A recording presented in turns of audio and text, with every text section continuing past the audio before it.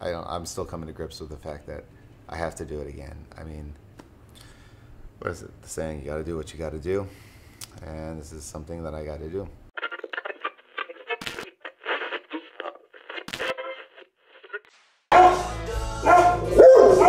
Diesel, I know I hate the Panda too, bud. I don't like that thing. You want to go get it? Go tell that Panda he's an idiot. Tell him, you're very annoying, Mr. Panda. Oh, that's how we're going to start today. Okay. Hey, Ren, can I see your new shorts or pants? Can I see your new pants? Yeah? Mom got you some new cool pants. I'm going to do a haul on my channel soon of like these baby clothes that I got for like next to nothing, because baby clothes are expensive. People know that, but these, I think these were like 10 bucks. 10 or 12 bucks. Oh my god, you're so cute. Oh, stop. And this is a 2T shirt. She's just so Show her cool. what you did to the shirt. Ready? No, turn. And she's on the move. I'm trying to put shoes on her, but it's not. she has to wear shoes if she wants to walk around anymore. Hang on, let me put these on. And let's see if that actually happens. What is she doing? I was just seeing that they fit her. You like to Dude, run this is gonna walk around? not oh, watch your head, baby. Listen. Please let me put these on you. Here, let me help you. Alright, we have another pair of sandals, but these are way bigger, and I think these will be way too big for me. Oh, I got a pair. Want to wear Chucks? I'll wear Chucks today. No, not size 4. That means you're not walking anywhere in public. Still, I want to see what she looks like in these. These are definitely going to be not comfy for her. She's going to look like a total hippie. So I don't feel like I said good morning now. Hi, how's it going? It's Thursday. Huh? What happened? Hey, look at this. Look at those shorts or those pants. They're little hippie They're pants. super comfy. And she's in like a giant shirt. Just boho right over here. Look at her socks. She's like, I'm just going, oh, the socks are awesome. Today I think we're going to be finding out when my surgery date is. So today is kind of a lot of waiting and killing time. So that way I'm not freaking out trying to figure it out the whole time. It'll be good, babe. I know, it'll be fine. It's just long time waiting. And now I'm supposedly getting a call. So we'll see. Especially with the whole COVID stuff going on now. You know what? I'm not really even sure what's...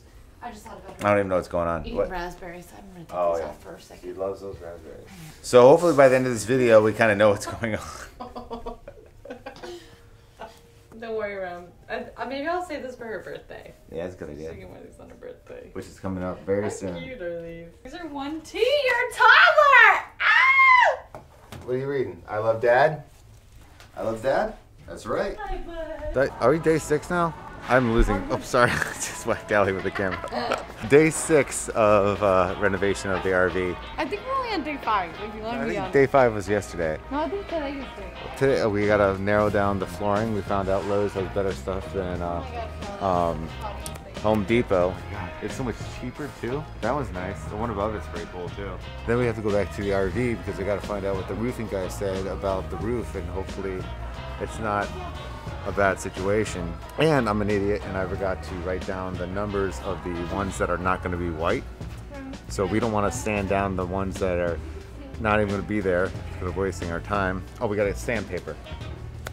I was really liking this one, which is really unique. It's got like a really unique look to it for sure. Gives it that rustic look. Yeah, he likes that one. I think that's not too bad. I'm digging this one too. I almost like this one better for some reason.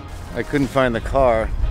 Allie and Remy went back to the car, and I could always find it now because you can see the windshield wipers are going on in the middle of the sun. Back at the RV, finally just stopped raining, just in the nick of time for me to get here. I have to figure out all the cabinets, like I said, that we're going to be taking out. Oh, I should probably not do that because it's really hot in here, as it always is. And as you probably can tell by the fog. Okay, so let's see here. Oh, it's probably foggy again, isn't it?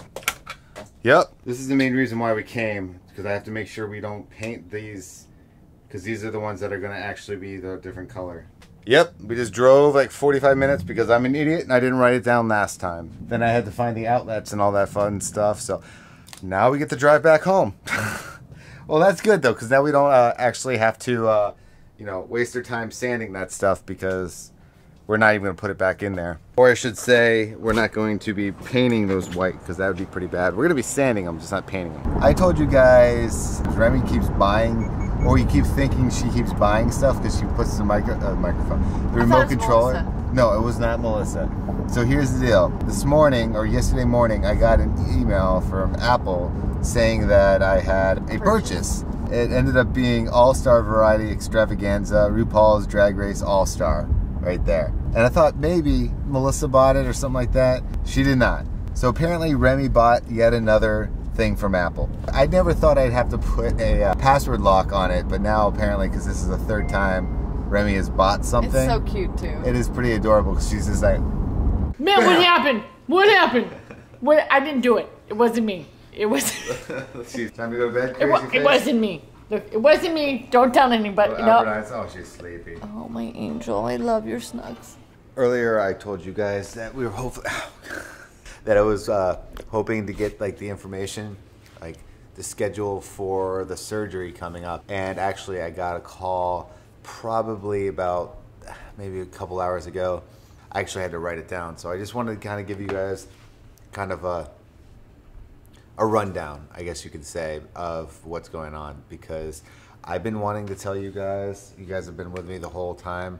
But okay, let me see here. I got a list of what I have to do, because if I didn't write it down, I was going to forget it.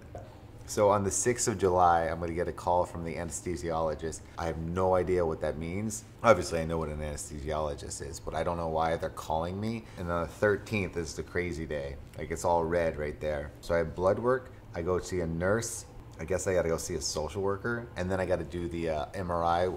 What is it called? Cognitive MRI? Maybe that's what it's called. The one where they say move your right arm and they see where it triggers and stuff like that. And then on the 14th of July at around 11 a.m., I'm going to have brain surgery for the third time. It's awake. It's an awake surgery. So it's my second one of those. To be honest, I don't really know how I feel about it. At first, I was kind of, it's weird. I was kind of excited because I was like, oh, we're going to get this out. They said like it potentially, this isn't a guarantee obviously with anything, potentially stop seizures and potentially stop everything. The first surgery was because I had the tumor and nobody knew what it was other than this mass in my head. And if you all watch those videos, I'll probably put a link down there in the description if I remember, but it might skip my mind, no pun intended. 2012, and then they didn't know what it was. I was on tour. They took it out, still didn't know what it was. It was benign, but then it came back because I'm stupid and I didn't do what they asked me to do. They told me to go do follow-ups and do all that stuff. I thought I was out. It was benign. I was like, oh, back to life. This is awesome. Nope. 2013, I had like a seizure. I was at home, I had a seizure, and then I had to go to the hospital again because I hadn't had a seizure in over a year. Yeah, over a year because of the surgery. Got an MRI.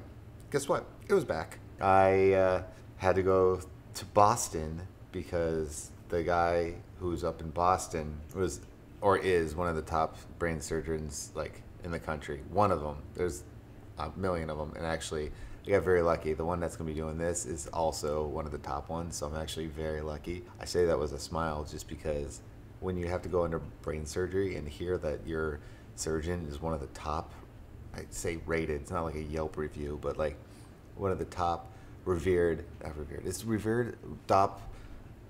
one of the top ones. I don't even know what I'm talking about because I'm a little, honestly, I'm a little flustered because like I said, I was kind of excited because I wanted it out. So where was I? In 2013, had to get it. So I flew up to Boston. It was my first, it was an awake brain surgery. The first one was asleep. I healed that one. I can't remember. I have to go back and watch the videos when I was out. I think it was like 3 days. I had the awake one. That's the one that, the world famous, no, I'm just kidding. The one where I got to film it, and they were asking me questions because I was awake. Came out, I was like essentially paralyzed my entire left side. My mouth was like, it was weird. It was like that. It was very strange. If you watch those videos, it's almost awkward to watch because for me, it's very awkward for me to watch. I was in the, I want to say I was in ICU for like 3 or 4 days just because it was such an invasive. They got 90, he said it was 99.9% of it. And you can, I think you can hear in the video where he asked the question, and then all I remember, he asked the question, I couldn't respond, but I heard, I just couldn't respond to him.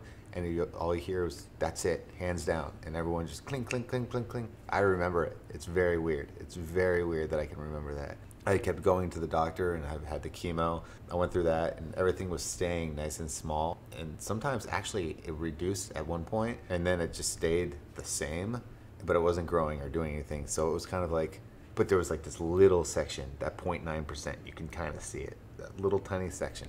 As 7 years progressed, that little section, I don't want to say grew because it didn't really grow, it kind of changed. I had a couple options. I could keep taking chemo and just, I don't want to say ignore it because that's a horrible thing to say because I would never just ignore it. I could keep doing that and keep a close eye on it. Or plan B was, while it's at where it is, this little capsule right next to it. And so they think when it flares up, that's what it kind of, like think about something when you bump your elbow, like a funny bone, you're just like, ugh, kind of like one of those things. It's like a little tap, but it vibrates your whole body. So it's kind of like the same thing where it's like a little flare, and then it sends you into like a seizure. And that's not the same for everybody, but that's what causes mine. They said that's where it is, and because it's still encapsulated, they would do, this is where the surgeon, this is where I feel confident, he goes, yeah, we can go in, we can just scoop it out. And I'm like, bro, this is my head. I'm gonna scoop it out. It's not ice cream, it's not Moose Tracks or Rocky Road. But the idea is because it's such a encapsulated thing, they can get that little bit that's left, and then after that, we can take another plan. We can just leave it and take chemo every once in a while, or we can do radiation and just zap the crap out of it, which is a little scary too because I've never had that, or that was never even on the option. One of those, I'm trying to stay optimistic in it, and that's not necessarily the case. It was me jumping ahead.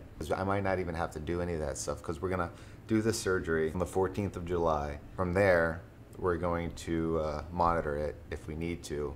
We go those directions. Those are our options. I got the phone call. They told me everything, and I was just asking. I was like, hey, you know, I hear this is outpatient because it's like something you go to the outpatient surgery room, which seems really kind of crazy for me to like hear because you're getting brain surgery. It's not like an outpatient. It's not like getting like, I don't know, what is outpatient surgery? It's just like getting like something removed or something along those lines. Maybe knee surgery. I don't even know. The only surgeries I've ever had were my head, and I got it on my shoulder at one point too. That was another surgery. I think, I don't even know if you guys can see it because I kind of covered it up with tattoos, but I have, is it on that arm or is it on this one?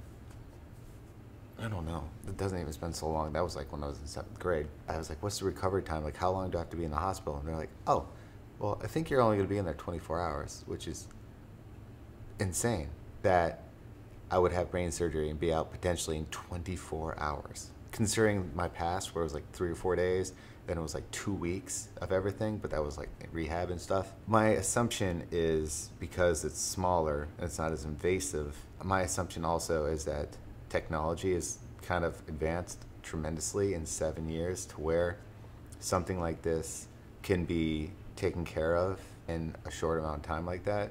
I don't know, it's blowing my mind.